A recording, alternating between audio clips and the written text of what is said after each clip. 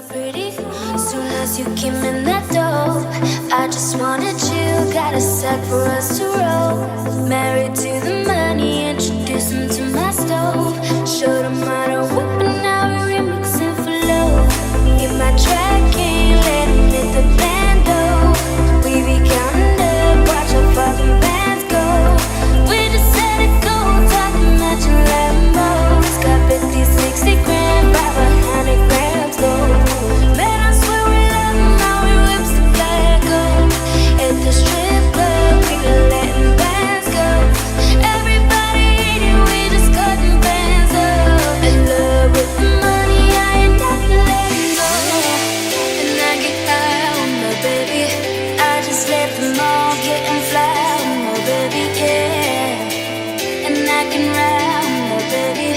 I be in the kitchen cooking pies with my baby, yeah.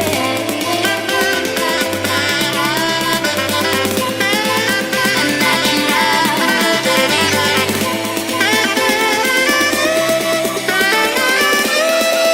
I try to let the band go.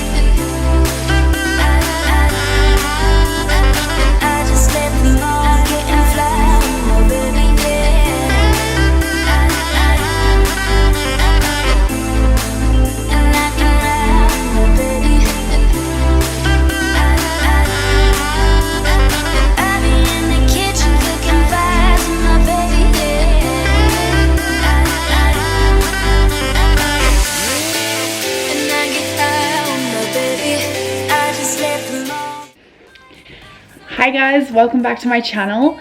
So today, as you can tell by the title, I'm going to be talking about my transformation story. Now, I didn't want to call it my weight loss story or anything to do with that because it's not a weight loss story. I have been underweight, overweight, everywhere in between, and I guess up to a place where I feel like I have a good balance. So I just wanted to talk about from start everything that's happened in the middle to now.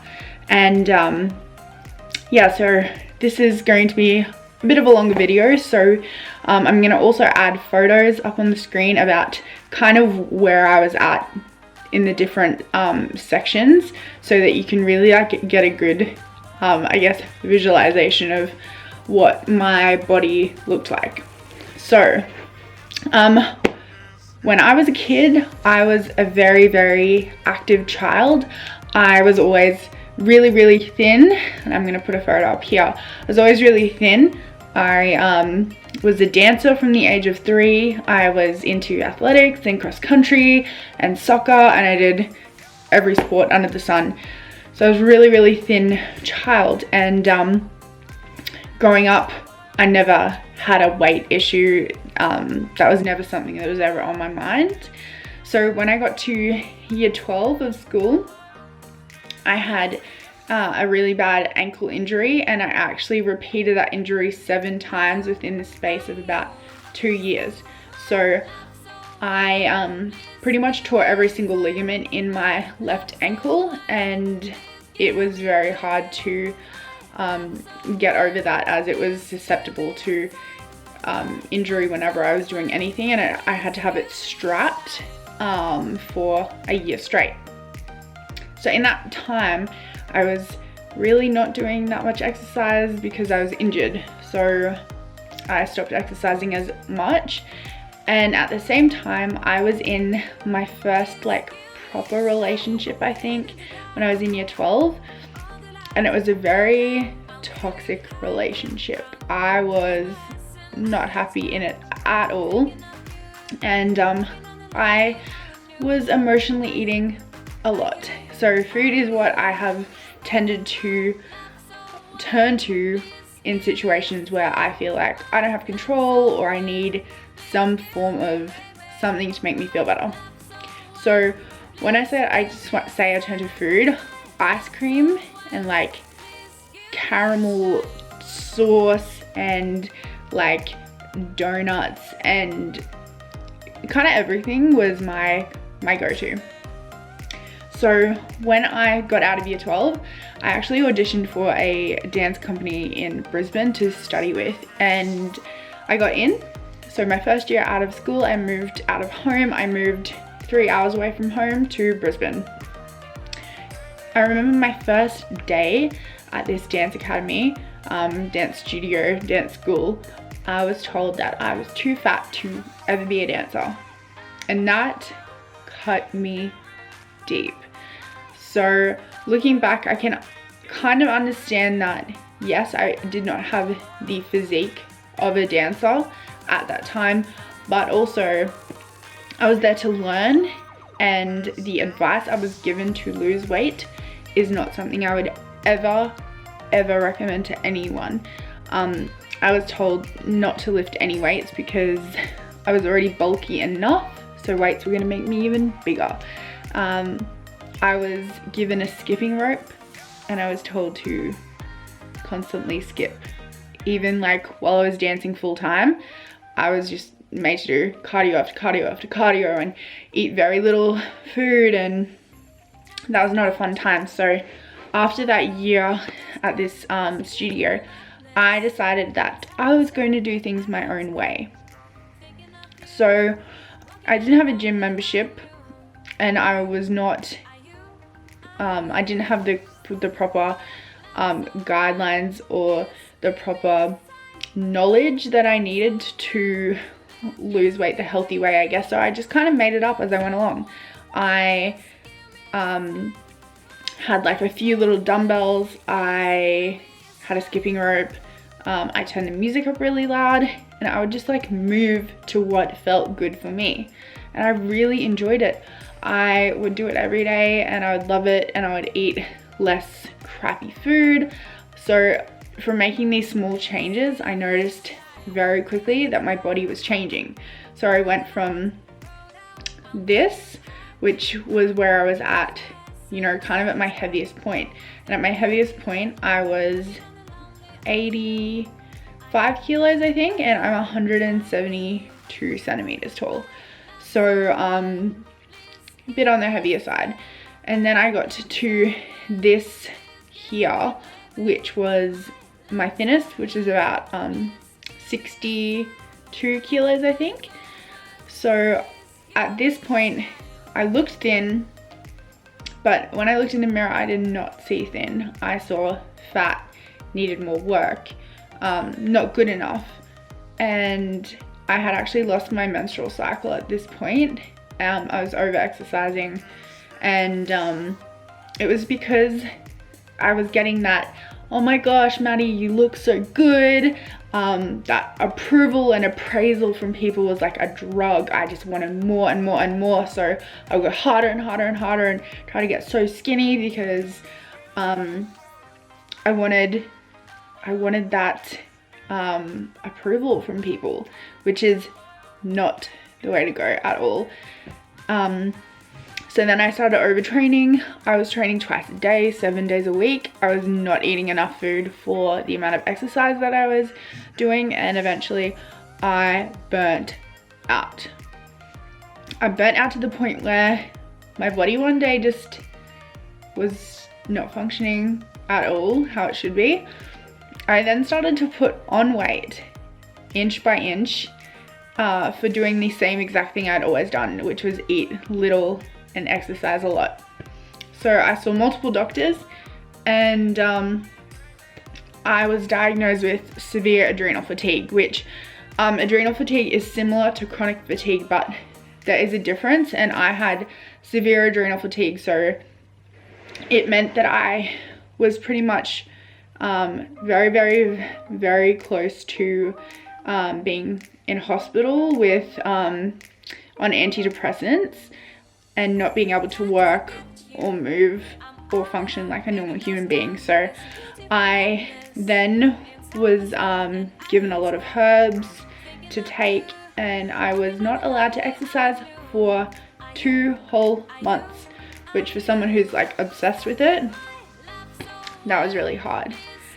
I just want to add in too, when I say obsessed, it was to the point where if I would eat something that wasn't 100% clean or low calorie, I would weigh myself as soon as I'd eaten that food, and if it was up like even a little bit, I would lock my door, go away from everyone else, and I would like work out in private where no one else could see me, because I knew it was like, I knew it was ridiculous to do that, but I needed to do it, so I did it where no one else could see me.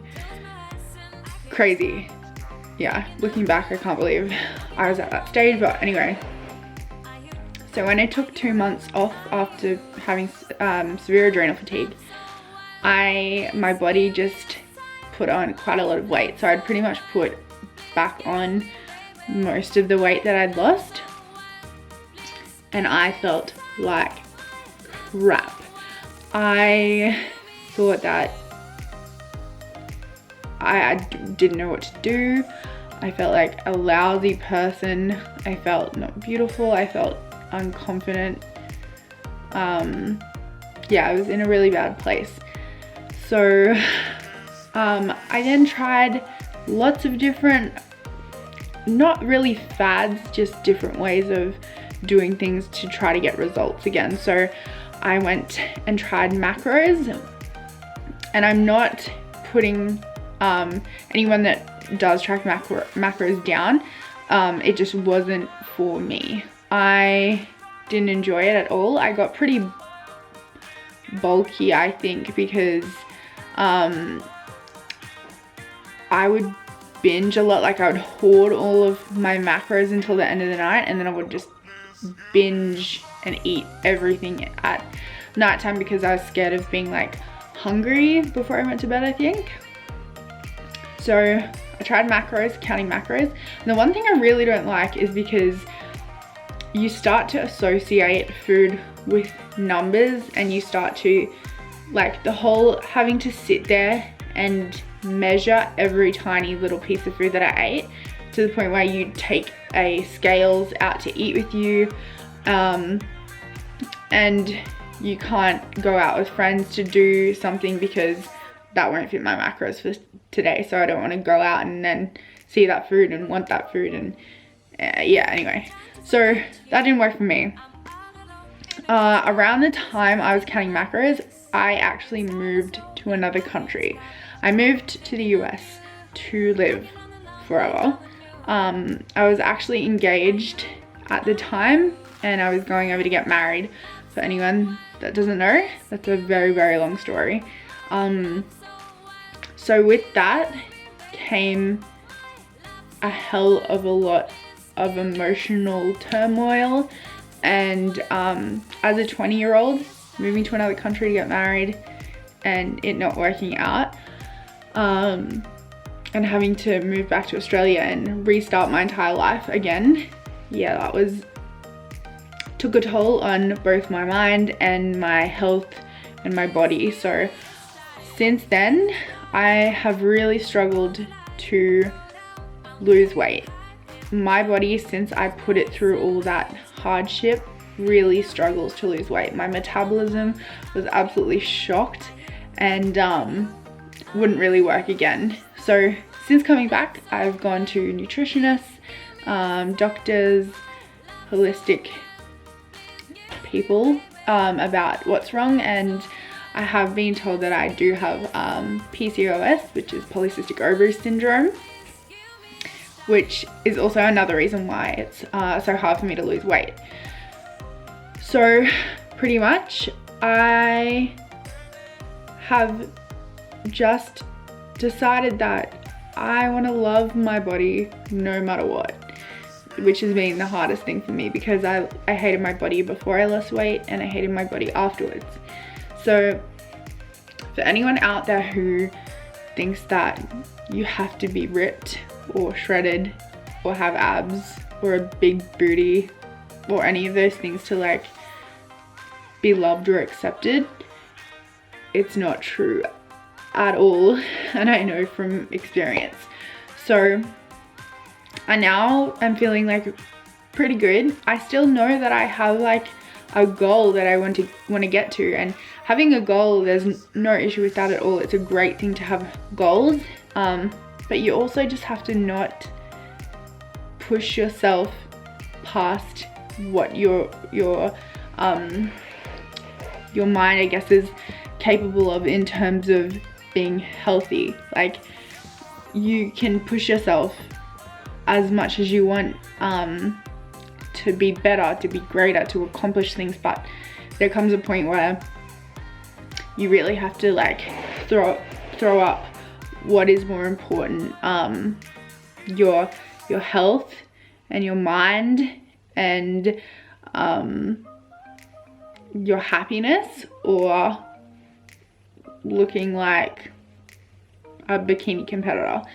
So if you can be a bikini competitor and keep everything together and not feel like life isn't worth it, or to come off doing a competition and still maintaining a really maintainable, healthy lifestyle without feeling really crappy about yourself that you don't still look like that lean, shredded person, because that look is not possible all year round, and for some people's metabolism it's a lot harder to stay like that.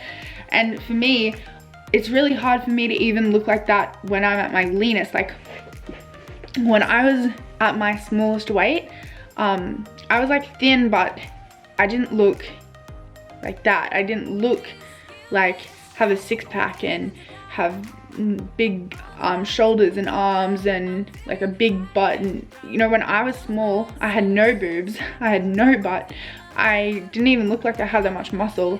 So it's dependent on your genes, your metabolism, everything is dependent on you. You're an individual and you need to figure out for yourself what works and what doesn't, and you can't let anyone else tell you what you should or shouldn't do. So it's 100% about trial and error, and yeah, as long as you are true to yourself and you know what works for you and what makes you happy, then that's all that matters. And I made the mistake of doing things because other people were doing them, so I thought I'd do it too, and I ruined my body there for quite a long time. So now I am here and I am the happiest I've been in a really, really long time. So yeah, I hope that kind of explains a little bit about, you know, where I've been, where I am now. But I train cardio and weights depending on what I feel like, and I eat a whole food kind of diet, and it makes me happy, but I don't restrict myself. I eat peanut butter by the spoonful and it's great. It's a good time. I'd suggest you try it. So I will see you guys in my next video. Thank you so much for watching, and I'll talk to you later. Bye. So I'll see you guys in my next video. Thank you so much for watching, and I will see you then.